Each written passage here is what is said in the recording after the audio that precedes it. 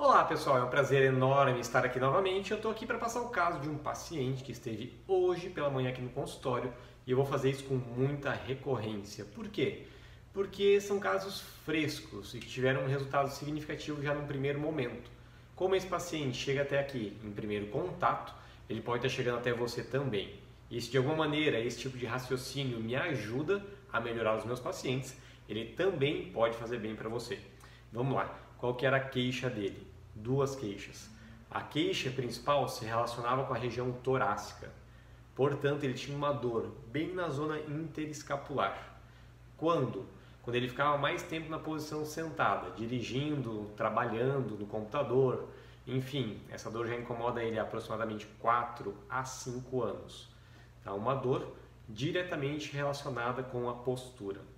Segunda queixa, uma queixa gástrica, um desconforto, uma sensação de congestão, uma espécie de um estufamento, com eventuais episódios de queimação e azia. Então, o que a gente faz? Eu gosto de buscar a base do meu raciocínio e ancorar ela sempre na anatomia. O segmento de queixa do paciente ele é importante? Com certeza. Então, é a primeira coisa que a gente vai anotar. Uma dor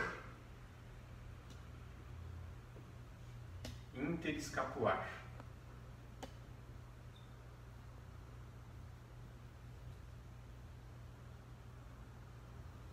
Que tinha relação com a postura, principalmente a posição sentada. Interessante, porque quando a gente pensa com os olhos só teóricos, a gente já vai direto para um padrão que ligamentar.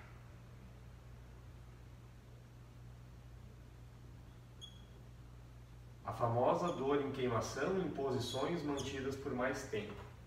Ok, e essa posição é assentada. Duas coisas podem estar acontecendo com esse paciente. Por um lado, ele pode sentar em uma má posição e gerar um estresse de algum plano ligamentar específico. Eu vou investigar isso clinicamente. E por outro lado, a própria posição sentada pode fazer com que o sacro, isso mesmo, o sacro, está lá embaixo.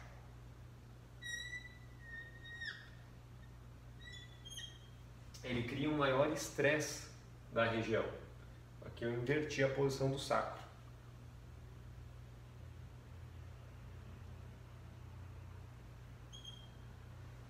Se eu sento em uma posição incorreta, eu acabo jogando o ápice do sacro mais para frente e a base do sacro mais para trás, fazendo com que todo o conteúdo da dura mater entre em um padrão de alongamento.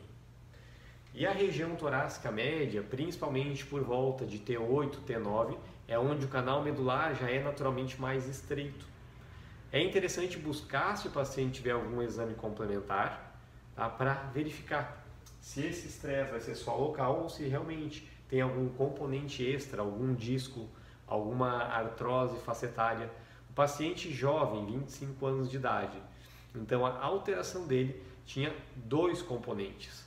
Um deles muito rico da região torácica. Ligamento interespinhoso e supraespinhoso. A própria palpação desse ligamento gerava um grande cordão na zona.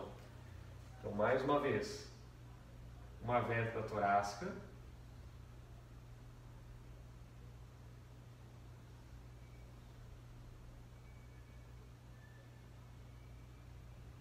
com outra vértebra torácica subjacente. Planos ligamentares. Temos um ligamento interespinhoso e um ligamento supraespinhoso. Toda vez que o paciente faz um movimento de flexão de tronco, esses dois ligamentos eles entram em tensão e eles podem gerar uma ardência, uma queimação local. Como que melhora a dor desse paciente? Melhora normalmente voltando à posição neutra. Mas se o paciente está nessa condição, está nessa posição e começa a queimar, é muito provável que o próprio ligamento já esteja previamente distendido, previamente estirado, ou que a vértebra desse nível está fazendo um movimento maior do que deveria. E era isso que estava acontecendo. Essa vértebra ela tinha um padrão de instabilidade anterior, vamos assim dizer. Ela estava compensando outro nível vertebral que estava restrito em extensão. Um nível vertebral abaixo estava em extensão, exagerando como se essa vértebra tivesse bloqueado lá para trás. Consequentemente, ela não conseguia ir para frente. O que a amiga dela, a vértebra de cima, fazia? Adaptava e movimentava mais. E esse movimento a mais gerava a queimação do paciente. Uma abordagem, uma estratégia de tratamento voltada justamente para esse plano ligamentar é útil? É, mas não soluciona a causa do problema. Então, o tratamento principal vai ser corrigir a mecânica do nível vertebral que não está competente, que não está mexendo como deveria. E aos poucos, conforme esse organismo se reeduca, se readapta, eu sei que esse ligamento não vai mais estar em sofrimento. Bacana? Matamos a primeira etapa do tratamento. E depois ele apresentava uma queixa gástrica. Então é interessante observar nessas inter-relações viscerais que sempre que o paciente tiver uma víscera envolvida, por exemplo, o estômago,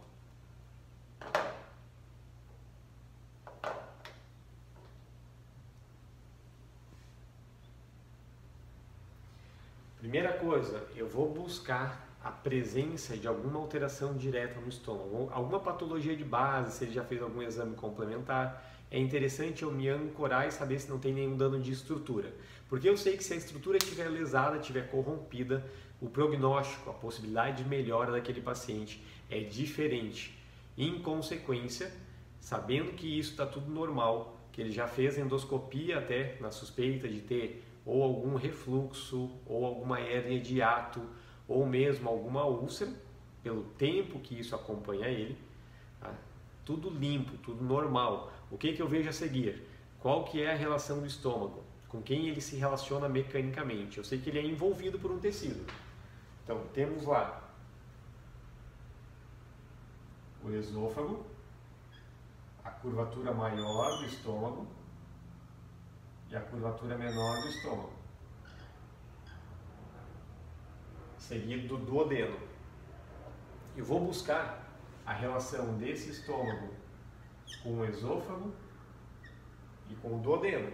Ótimo, mas eu também tenho que saber como que está ele com relação ao baço, ao intestino grosso, ao fígado,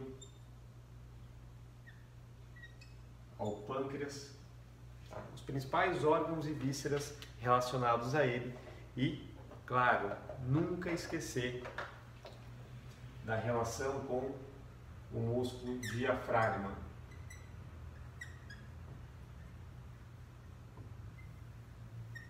E tem uma relação muito íntima com toda a mobilidade dessas vísceras abdominais mais altas. Visto isso, é de suma importância eu identificar a função da inervação que vai para o tecido. Como a gente está falando de um órgão, a inervação autonômica é importante. Nesse caso, 2 nervos. Um deles, nervo vago,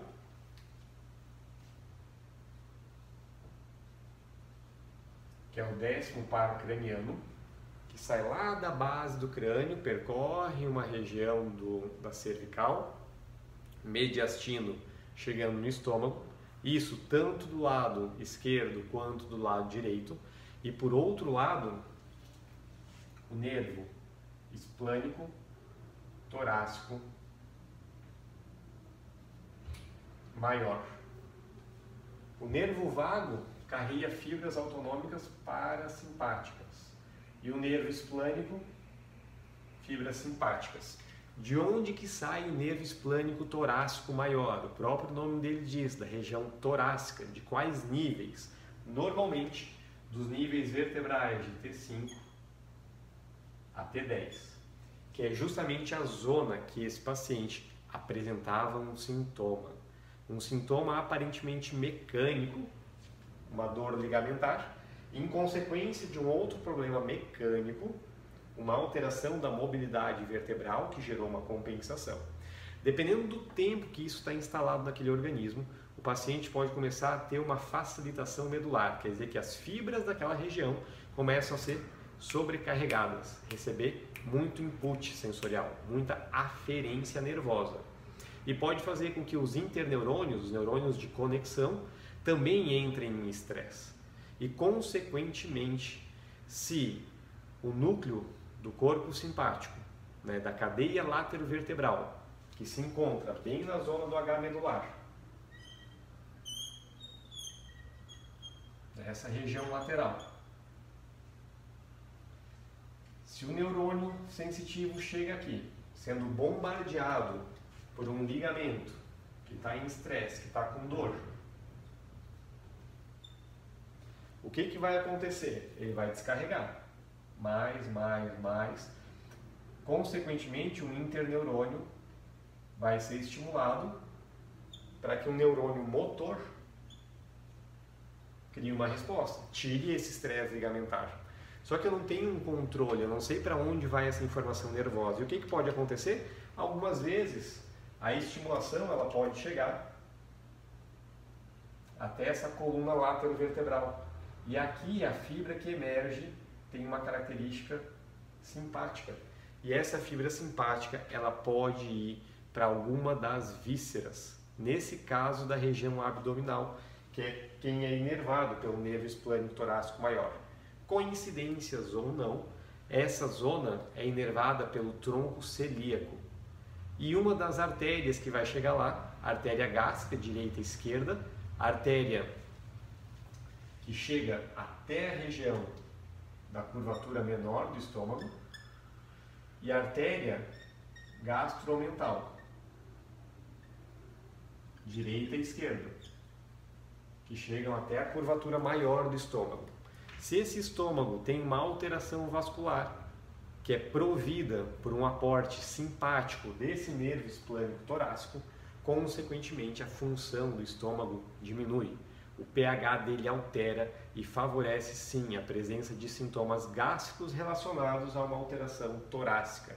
Nesse caso, pela cronologia, uma alteração sômato, quer dizer que vem do aparelho musculoesquelético e acaba repercutindo no sistema visceral. O contrário poderia ser verdade. Eu espero que de alguma maneira eu tenha sido útil, tenha contribuído para o raciocínio clínico que vocês têm com o paciente. E sempre lembrem de embasar tudo que vocês encontram em uma anatomia e tentar criar conexões que formam realmente cadeias de lesão. Causa e efeito. E esse efeito pode se expandir ao organismo. Então considerem as variáveis de ambiente, fatores estressantes, qualidade de sono, cirurgias prévias, tudo que pode realmente influenciar no estado saudável.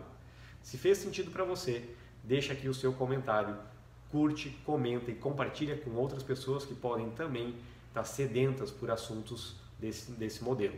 E a gente se vê em muito breve com mais material de qualidade a respeito de anatomia, raciocínio clínico para ajudar você no dia a dia com seus pacientes. Meu nome é Michael Wilk. Não deixe de seguir nas outras redes sociais para acompanhar um pouco mais sobre o meu dia a dia, no Instagram, no Facebook. Eu uso diversas plataformas para melhor atingir você. E áudios lá no Telegram. Fica extremamente à vontade para achar o canal que melhor lhe atender.